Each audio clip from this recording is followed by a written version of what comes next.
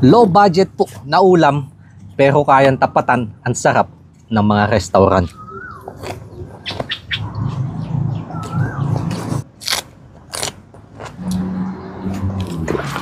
Medyo matagal-tagal na din po ako hindi nakapagluto nito.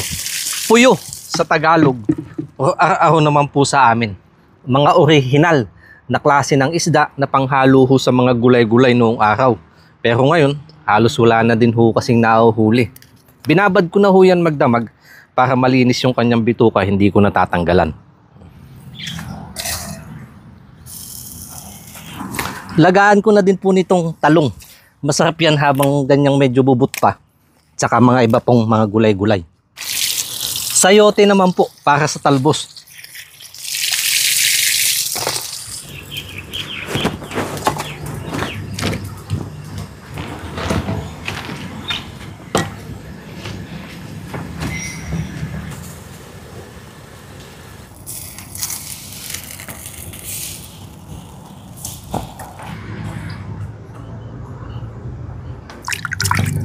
Low budget po na ulam pero kayang tapatan ang sarap ng mga restaurant. Nais ko ibalik Ama, pasalamat sa patuloy na pinagkakaloob niyo biyaya. Basbasan po ito in Jesus' name. Amen.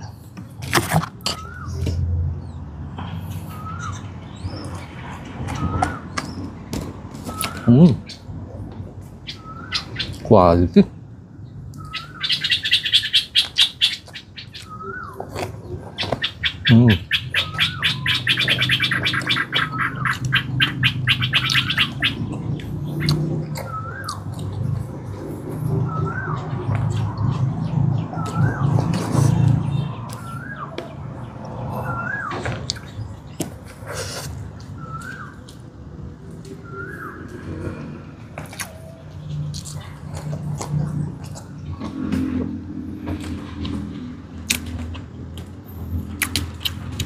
Pechay. Kinikilaw ho sa amin to. Kaya hindi ko na nilaga.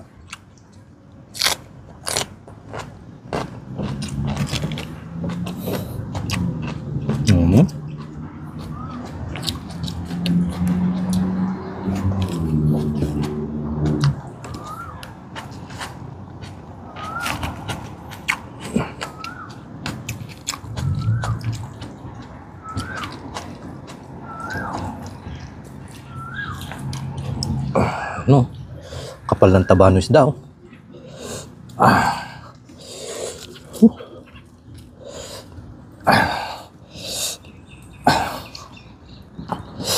Init nga lang.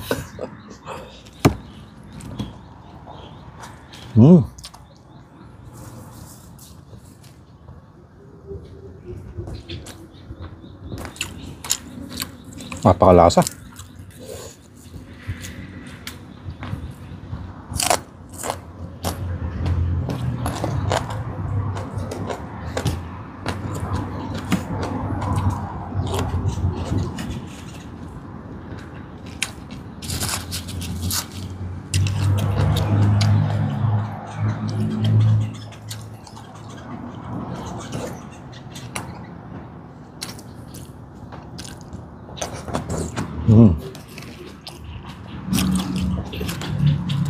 Tipid ho na ulam.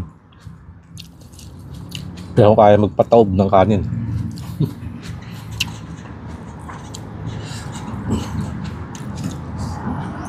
Ibig ko sabihin, pag ganito nakahain, walang magiging bahaw.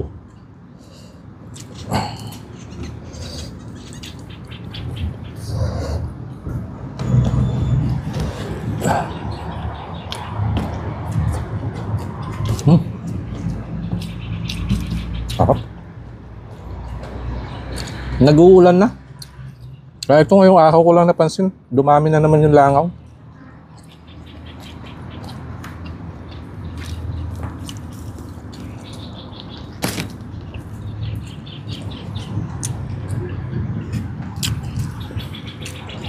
Yung mga nalalagdag ko kasi yung bunga ng aratilis, nabubulok.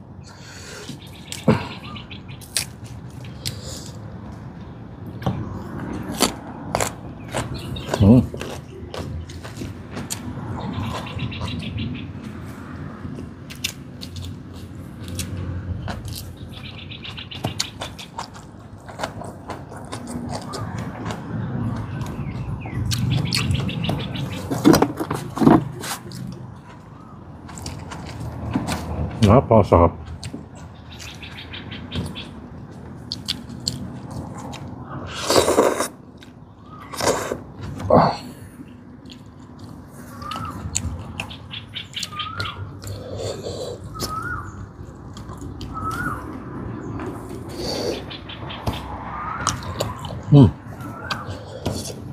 Pawis.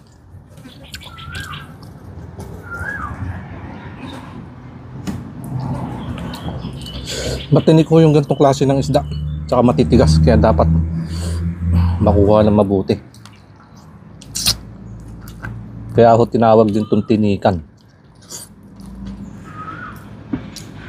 sa mga ibang lugar.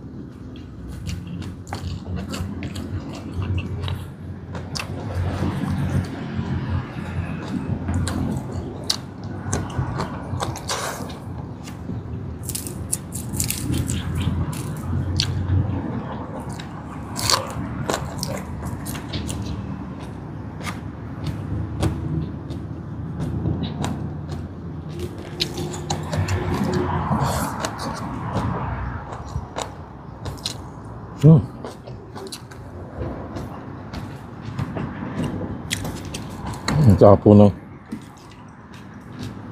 kombinasyon niya sa bibig. Asim, alat, anghang. Pagiging sariwa ng mga gulay-gulay.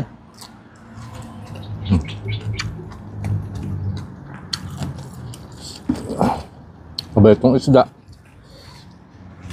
May kaunting pait, gaano abdo. Kapal hunod naman.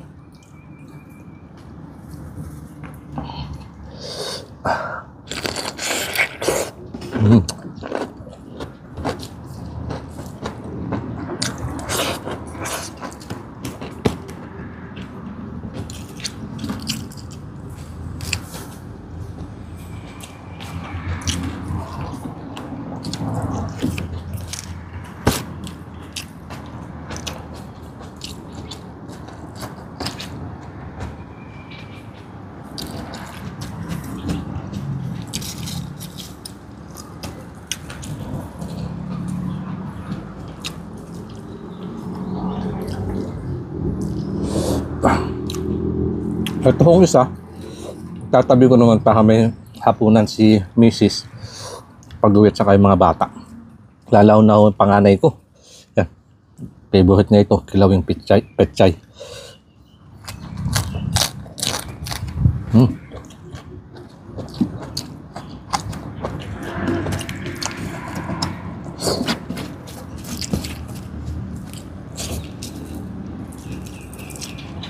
Oh.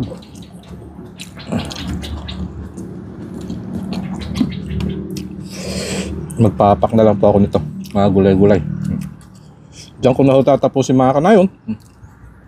Kita-kits po sa mga susunod na upload ko.